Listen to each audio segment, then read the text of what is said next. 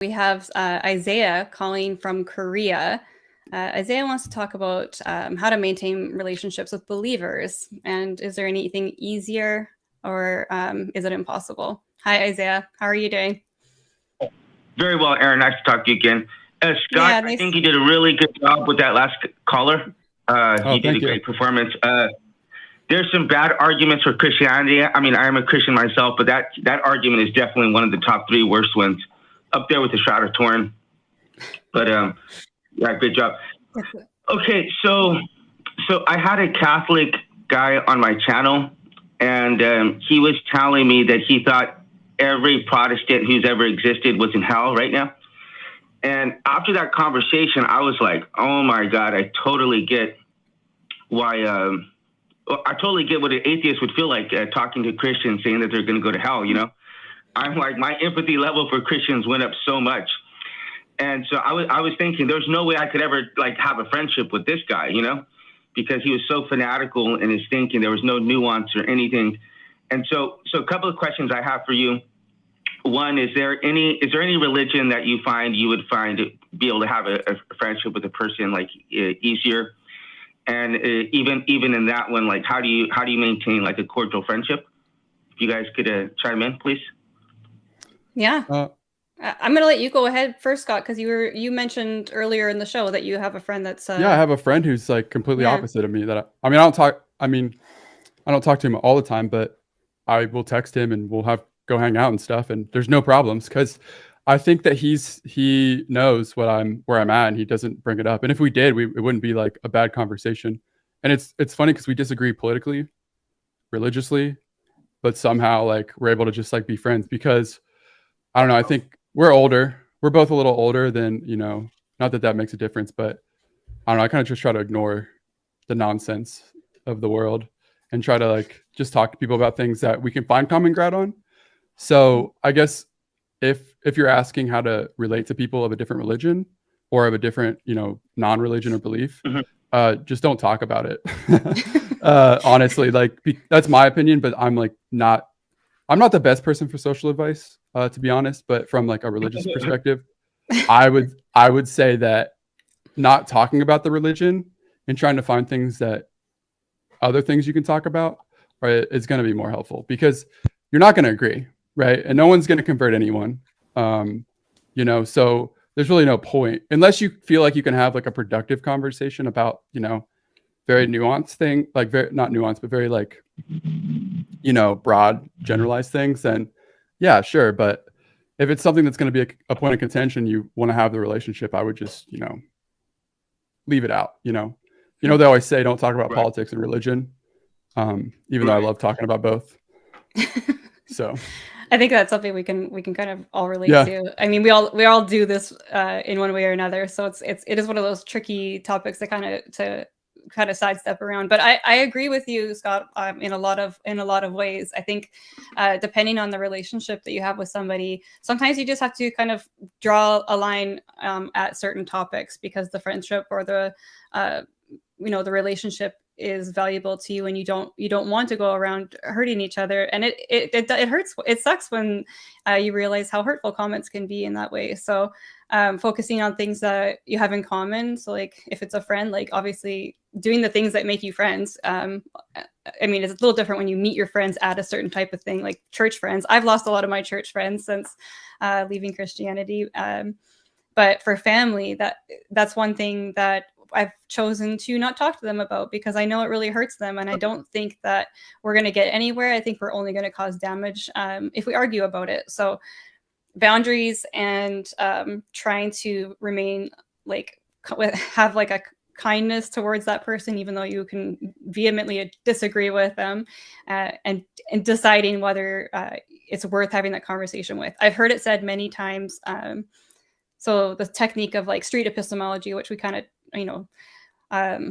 it's one of our kind of things that we aim for here. They don't always happen, but street epistemology is much easier to do with a stranger than it is to do with somebody from your own family. And I think it's just because it's true that these topics are so sensitive and they can be really hurtful.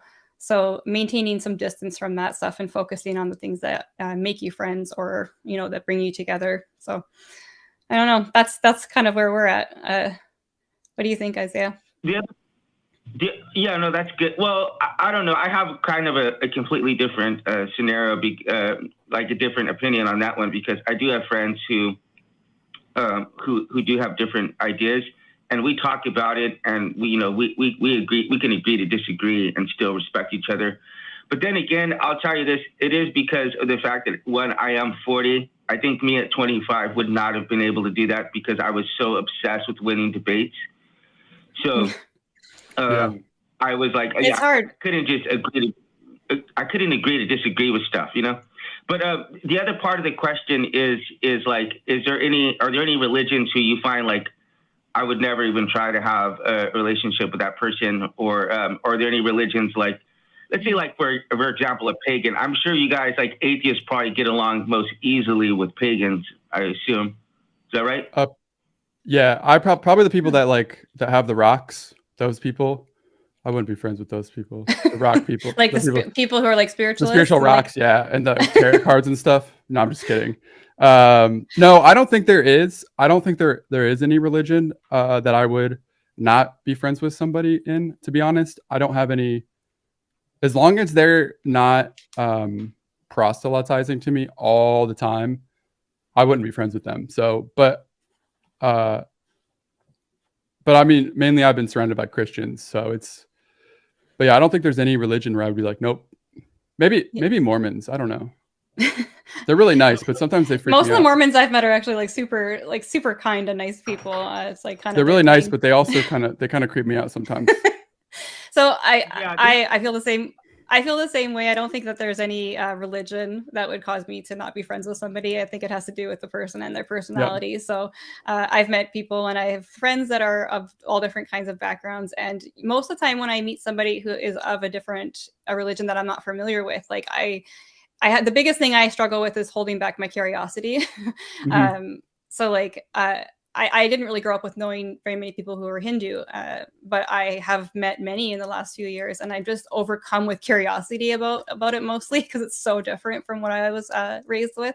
So, and for the most part, like if a person I get along with them, like I'm going to get along with them regardless. And then if it comes down to like something that would push us apart, it would be something like Scott had mentioned, like proselytizing or crossing some sort of personal boundary, which I would have had regardless, like outside of religion. Like if you talk to my kids in a certain way, or if you are, I have these boundaries set out for a reason, and religion is just one of those things that boundary would hold to it as well. So. Wow. Okay. Thank you. I appreciate that. Yeah. Cool. I'm going to interview a Hindu on my channel in a couple of hours.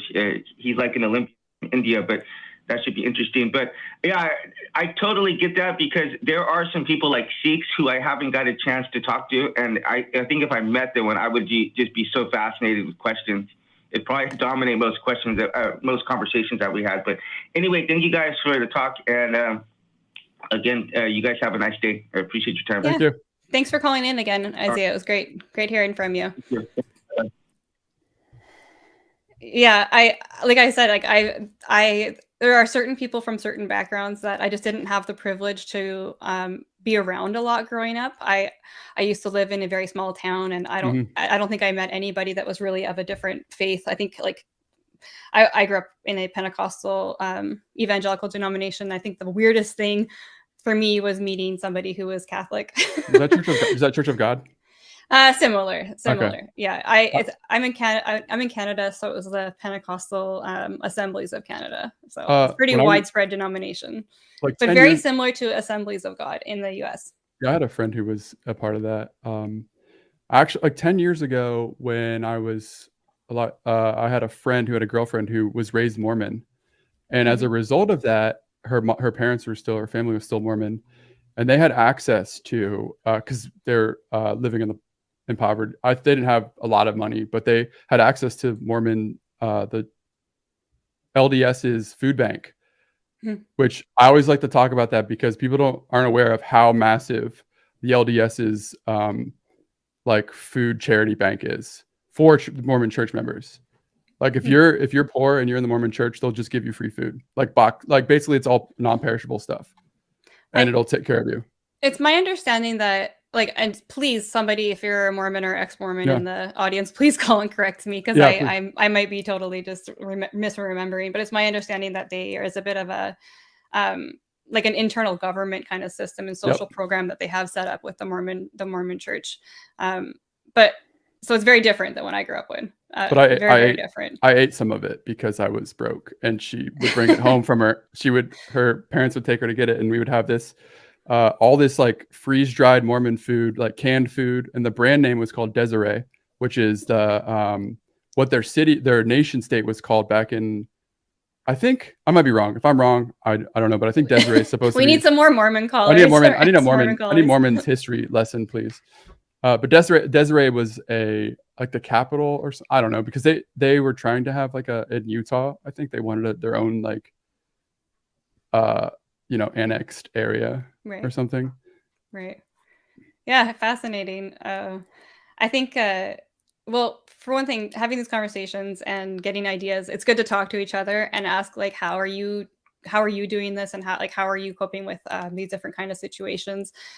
Because I mean, just even hearing you say that, like, sometimes I just don't talk about it. It gives kind of me I feel like I have the permission to be like, yeah, it's true. Like, I don't have to have those conversations with somebody if it's going to ruin the friendship.